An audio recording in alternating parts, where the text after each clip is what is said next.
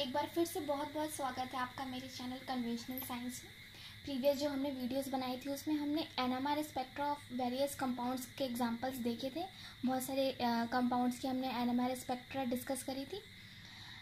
मैंने बताया था कि मैं नेक्स्ट वीडियो अपलोड करूँगी उसमें हम कुछ ऐसे कंपाउंड्स करेंगे जिसमें थोड़ा सा डिफरेंट है, जो हम सोचते हैं वैसा नहीं होगा, कुछ अलग हमें स्पेक्ट्रा मिलेगा जैसा हम नॉर्मली देखते हैं दूसरे कंपाउंड्स का स्पेक्ट्रा। तो क्यों होगा ऐसे, क्या उसमें एक्सेप्शनल ऐसी चीज़ हो रही है, तो हम उसकी रीजनिंग भी देखेंगे। तो हम डिस्कस करते हैं। जो हमने पहला कंपाउंड लिया है आज का, वो हमने लिया है इथेनॉल। सबसे पहले तो जो इथेनॉल होता है वो alcohol.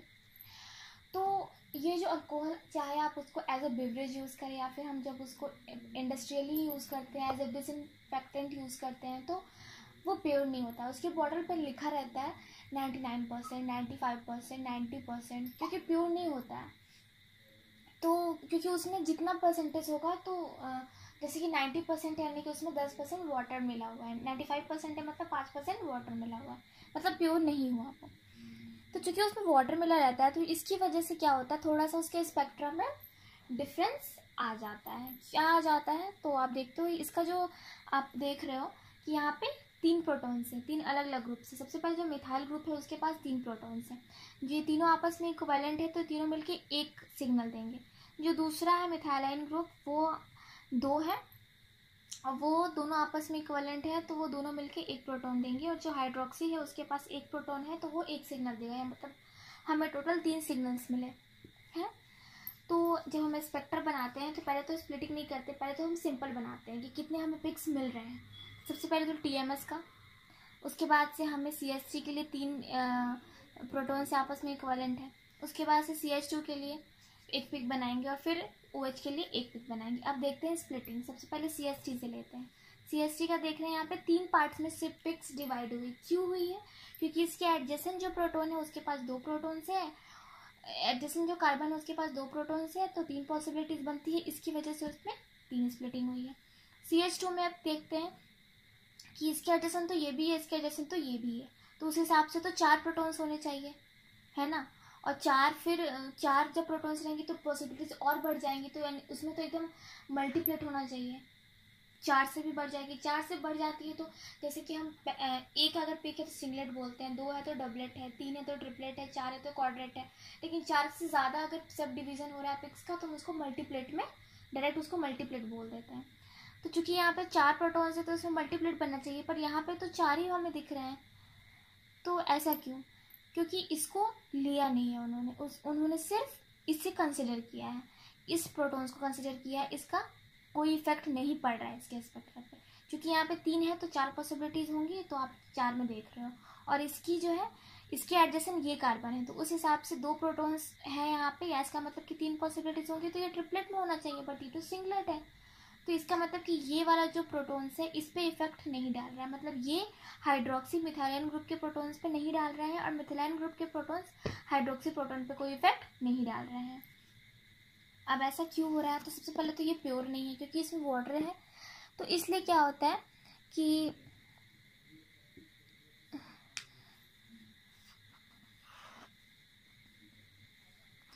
the hydroxyl protons undergoes exchange with another molecule in which the alignment of methyl proton is different from that in the first molecule, and so on. In other words, the hydroxyl protons does not stay in the same environment long enough for its coupling with the methylene protons to be recorded. Actually क्या होता है कि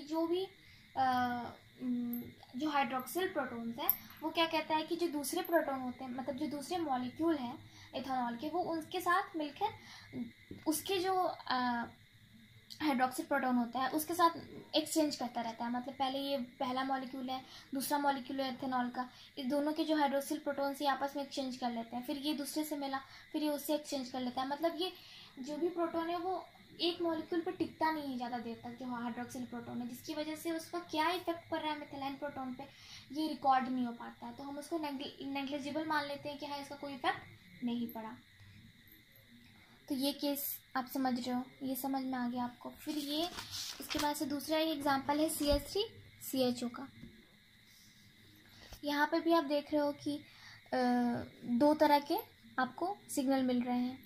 एक CH3 की तरफ से और एक CHO की तरफ से। जो CH3 की तरफ से मिल रहे हैं वो आप देख रहे हो कि कितने आपको प्रोटॉन्स हुए, एक ही प्रोटॉन है, 2 पॉसिबिलिटी डबलेट में डिवाइड हुआ। अब CH का देख रहे हो तो देख रहे हो बगल में 3 प्रोटॉन्स हैं, तो इसलिए 4 पॉसिबिलिटीज होंगी। तो यहाँ पे आपको 4 क्वाड्रेट में डिवाइड हुआ है। ये चीज़ तो आप समझ गए। अब आपको बेंजीन का आएगा। बेंजीन के 6 प्रोटॉन्स आपस में इक्विवेलेंट होते हैं और उनके एडजेसेंट कोई ऐसा ग्रुप भी नहीं है जिसके पास कोई प्रोटॉन है जिसकी वजह से उन्हें कुछ भी इफेक्ट पड़े उनके स्पेक्ट्रा पे, इसलिए हमें सिंगलेट ही मिलता है, एकदम सिंपल सा। लेकिन अगर हम बेंजीन में एक H हटा के टॉल्यूइन जोड़ देते हैं तो उस केस में थोड़ा सा डिफरेंस हो जाता है, क्योंकि अब CH3 एक ग्रुप आ गया और एक एरोमेटिक रिंग, 2 ग्रुप्स आ गए। ये इसके जो 5 एक प्रोटॉन्स होंगे वो आपस में इक्विवेलेंट होंगे, यानी कि 5 प्रोटॉन्स मिलके एक सिग्नल देंगे, और ये जो CH3 है इसके तीनों प्रोटॉन्स मिलके एक सिग्नल देंगे, तो हमें टोटल 2 सिग्नल्स मिले। ठीक है, तो 2 पिक्स होगी हमारी, एक TMS की, दूसरी हमारी एरोमेटिक रिंग की, और जो तीसरी होगी वो हमारी होगी नहीं, पहली होगी CH3 की मिथाइलाइन ग्रुप की, और जो दूसरी होगी वो होगी एरोमेटिक रिंग की। अब ऐसा क्यों हो रहा है, इसमें डिवीजन क्यों नहीं हो रहा है? क्योंकि आप देख रहे हो कि CH3 के बगल में जो कार्बन है, यहाँ पे कार्बन है ना, इसके पास तो कोई हाइड्रोजन है ही नहीं। एक बॉन्ड यहाँ, एक बॉन्ड यहाँ, एक बॉन्ड यहाँ, ये डबल बॉन्ड यहाँ पे रहता है ना, मतलब ये बेंजीन का स्ट्रक्चर है, तो अल्टरनेट डबल बॉन्ड होते हैं। तो 2 बॉन्ड यहाँ हो गए, एक बॉन्ड यहाँ गया, एक बॉन्ड, इसके 2 बॉन्ड्स कंप्लीट हैं। तो यहाँ पे तो कोई H नहीं है, तो एडजेसेंट तो है ही नहीं। फिर एरोमेटिक रिंग का भी आप देख लो, तो इसकी एडजेसेंट या इसके एडजेसेंट आप देख रहे हो, इस प्रोटॉन के एडजेसेंट, तो ये जो कार्बन है इसके पास तो कोई हाइड्रोजन है ही नहीं, कोई प्रोटॉन है ही नहीं, तो ना इसकी स्प्लिटिंग होगी इसके सिग्नल की, ना इसके सिग्नल की स्प्लिटिंग होगी, तो इसलिए हमें इस फॉर्म में मिलेगा स्पेक्ट्रम। फिर एक एग्जाम्पल आप देख दो पारा नाइट्रोटॉल्यूइन का, ये थोड़ा इंपॉर्टेंट है, ये थोड़ा सा अलग भी है बाकियों से। इसमें थोड़ा सा आपको समझने वाली चीज़ है कि यहाँ पे जो N2O के पास तो पहले कोई प्रोटॉन नहीं है, ठीक है, तो इसकी तरफ से तो कोई सिग्नल नहीं आएगा। एक अपना CH3 है, इसके पास 3 प्रोटॉन से एक सिग्नल देगा, तो इसकी तरफ से तो एक सिग्नल हम रख लेते हैं, और इसकी तरफ से फिर हम देखते हैं कि कितना सिग्नल होना चाहिए। तो आप बोल दोगे कि 4 प्रोटॉन्स है तो चारों आपस में इक्विवेलेंट होंगे तो एक सिग्नल मिलना चाहिए। नहीं, इस केस में ऐसा नहीं होगा, क्योंकि यहाँ पे एक और ग्रुप जुड़ा है। अब ग्रुप जुड़ा है तो इसके जो ऑर्थो है, इसके इस CH3 की जो भी ऑर्थो ग्रुप्स है, यानी कि ऑर्थो आप समझ गए हो क्या होता है, जैसे कि बेंजीन रिंग है, सॉरी, जैसे कि ये एक बेंजीन रिंग है, ठीक है, यहाँ पे कोई भी ग्रुप है, जैसे कि CH3 मान लो, अगर यहाँ पे OH है, ठीक है, तो ये इसके ऑर्थो हुआ, ठीक है। अगर यहाँ पे OH है तो ये इसके कंपैरिजन में रिस्पेक्ट में ये मेटा हुआ, और अगर यहाँ पे है एकदम अपोजिट तो इस केस में हम उसको बोलेंगे पारा, ठीक है। तो जो ये CH3 ग्रुप है इसके जो ऑर्थो है, मतलब कि यहाँ और यहाँ ये दोनों प्रोटॉन्स आपस में इक्विवेलेंट होंगे। उसी तरह N2O के जो ऑर्थो है, ये वाला प्रोटॉन और ये वाला प्रोटॉन, ये आपस में इक्विवेलेंट होंगे। तो कितने प्रोटॉन्स हो गए, कितने तरह के, 2 इक्विवेलेंट प्रोटॉन यहाँ, 2 इक्विवेलेंट प्रोटॉन यहाँ, यानी कि 2 तरह के प्रोटॉन्स हुए, तो इसलिए 2 सिग्नल मिलेगी, मतलब यहाँ पे 3 सिग्नल हमें टोटल मिल रही है। अब इसका स्पेक्ट्रम देखते हैं। पहला हमें TMS मिला, दूसरा हमें किसका मिल रहा है, CH3 का सिंगलेट मिल रहा है।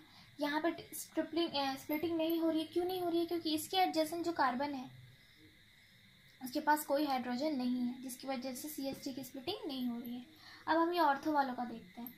ऑर्थो वाले में हम देख रहे हैं कि 2 प्रोटॉन्स है आपस में इक्विवेलेंट है, एक सिग्नल देंगे, ठीक है, लेकिन यहाँ पे डबलेट में डिवाइड है। क्यों डिवाइड है, क्योंकि इसके बगल वाला जो कार्बन है उसके पास प्रोटॉन है ना, क्योंकि ये दोनों आपस में इक्विवेलेंट है, इसलिए हम ऐसा नहीं है कि ये वाला प्रोटॉन है इसके बगल में एक हाइड्रोजन है और ये वाला प्रोटॉन इसके बगल में तो एक हाइड्रोजन, नहीं कि 2 प्रोटॉन्स होगा तो दोनों मिलकर 3 पॉसिबिलिटीज बना देंगे, ऐसा नहीं, क्योंकि दोनों इक्विवेलेंट है तो हम किसी को भी एक को लेकर हम पता कर सकते हैं, ठीक है। तो अगर हमने ये वाला प्रोटॉन लिया तो देखते हैं कि इसके बगल में ये प्रोटॉन है एडजेसेंट कार्बन पे, तो चूंकि एक ही है तो इसलिए 2 पॉसिबिलिटीज हुई तो डबलेट में डिवाइड हुआ। Same with case of this proton, कि इस प्रोटॉन को देखिए कि इसके बगल में ये वाला प्रोटॉन है, क्योंकि सिंगल है तो 2 पॉसिबिलिटीज हुई तो डबलेट में डिवाइड हुआ। तो ये चीज़ भी आप समझ गए अच्छे से। उसी तरह कुछ कुछ एग्जांपल्स आपको दिए गए हैं। यहाँ पे एक एग्जांपल दिया गया है आपको, यहाँ पे देख रहे हो, ये एकदम सिंपल है कि यहाँ पे एक सिग्नल मिलेगा, यहाँ पे एक सिग्नल और यहाँ पे एक सिग्नल, टोटल 3 सिग्नल्स मिल रहे हैं हमें। एक हमें TMS का मिला, दूसरा हम देख रहे हैं CH3 के लिए, तो यहाँ पे 2 प्रोटॉन्स है तो 3 होंगे, तो हमें 4 क्वाड्रेंट में डिवाइड होगा। नहीं, हम CH3 के लिए ले रहे हैं तो इसके एडिशन में जो कार्बन है उसके पास 2 प्रोटॉन्स है, तो उस हिसाब से हमें 3 पॉसिबिलिटीज मिलेंगी। तो यहाँ पे ट्रिपलेट हुआ है CH3 के लिए। कहाँ है CH3?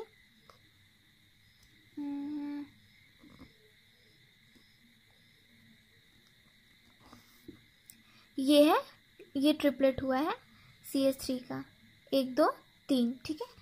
उसके बाद से हम देखेंगे CH2 का, तो इसके एडजेसेंट ये कार्बन भी है, ये कार्बन भी है, तो यानी कि टोटल कितने प्रोटॉन्स हुए इसके एडजेसेंट? 5 और 2, यानी 3 और 2, यानी कि 5 प्रोटॉन्स हुए। और 5 प्रोटॉन्स, जब 2 प्रोटॉन से 3 पॉसिबिलिटीज हो रही हैं और 3 प्रोटॉन से 4 पॉसिबिलिटीज हो रही हैं, तो जब हमारे पास 5 प्रोटॉन्स है तो आप सोच सकते हो कितनी सारी पॉसिबिलिटीज हो सकती हैं। तो उस केस में हम मल्टीप्लेट मान लेते हैं। तो यहाँ पे आप देख रहे हो ऐसे ऐसे ऐसे ऐसे, तो मल्टीप्लेट एक स्पेक्ट्रा इस तरह से बनता है। उसके बाद से आप फिर देख रहे हो कि CH2Br के लिए आप देख रहे हो, तो इसके बगल में जो एक ही कार्बन एडजेसेंट आ रहा है उसके पास 2 प्रोटॉन्स है, तो 3 पॉसिबिलिटीज बनेंगी, तो इसलिए 3 पार्ट्स में ये डिवाइड हुआ है। उसके बाद से बेंजल्डिहाइड में भी वही केस आपको आएगा। बेंजल्डिहाइड में क्या होगा कि आपको 1 प्रोटॉन है तो 1 सिग्नल मिलेगा। उसके बाद से इसके पास 5 प्रोटॉन्स है, लेकिन ये पांचों जो है आपस में इक्विवेलेंट नहीं है। क्यों नहीं है? क्योंकि ये जो ऑर्थो ग्रुप्स है और ये इसके मेटा ग्रुप्स है, तो ये आपस में इक्विवेलेंट, इसके मेटा वाले आपस में इक्विवेलेंट, और ये एक पारा जो एक ही बचा, तो 3 तरह के प्रोटॉन्स हो गए।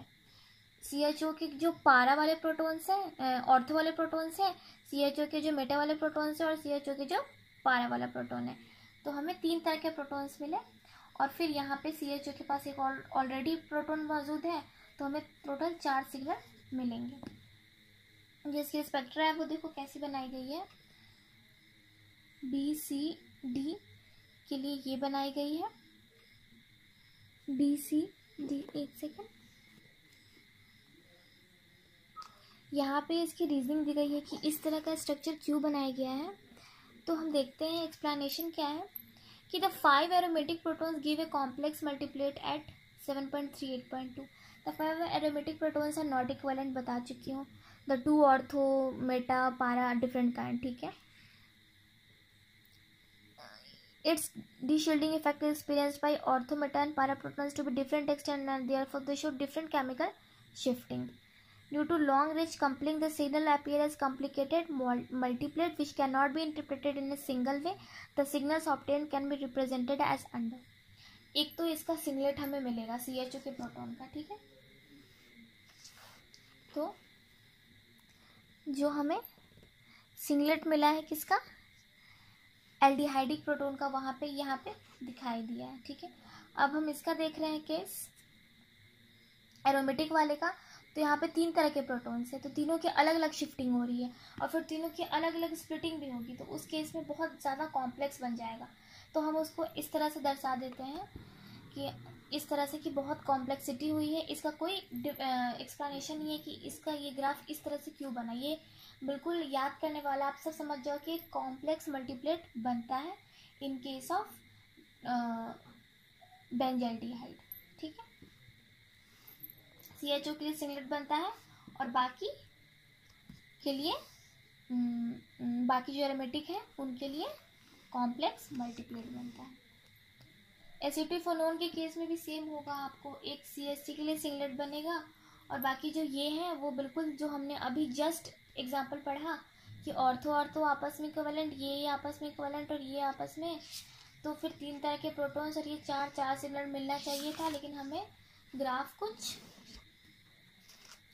इस तरह से मिलता है 1 2 3 4, पर 4 जो चौथा है आपको, अब पहला तो आपको है TMS का 1 2 3 और 4 सिग्नल मिलने चाहिए थे, बट यहाँ पे आप देख रहे हो 3 ही सिग्नल है। जो पहला सिग्नल है वो किसका है, वो आपको है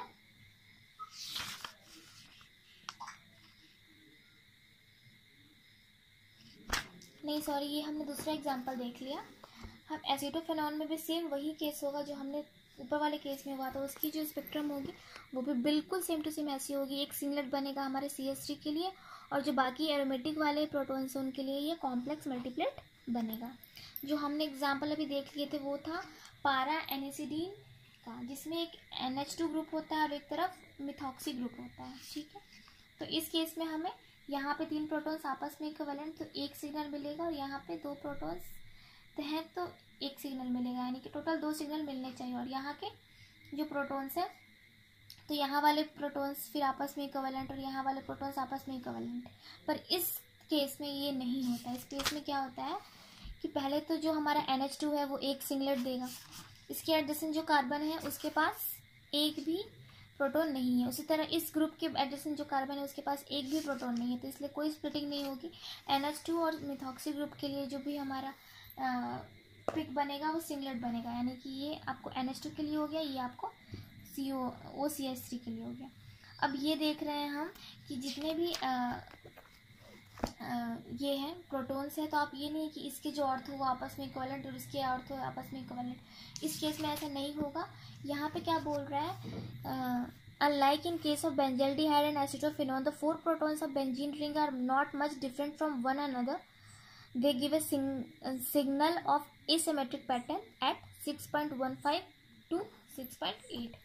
आपस में जो है वो पूरी तरह से इक्वल भी नहीं होते और पूरी तरह से इक्विवेलेंट भी नहीं होते और बहुत नॉन इक्विवेलेंट भी नहीं होते, बहुत हद तक सिमिलर होते हैं। तो आप उनको नॉन इक्विवेलेंट भी नहीं मान सकते और उसको इक्विवेलेंट भी नहीं मान सकते हैं, इसलिए जो उनकी पिक बनती है वो बहुत असिमेट्रिकल बनती है, जो कि दर्शाता है कि ना वो आपस में इक्विवेलेंट है और ना ही वो आपस में नॉन इक्विवेलेंट है। तो ये चीज़ तो आप समझ गए।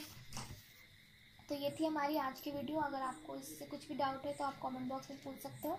And if you found my video useful then please like, share and subscribe. And thank you for watching my video so patiently. Good night to all of you.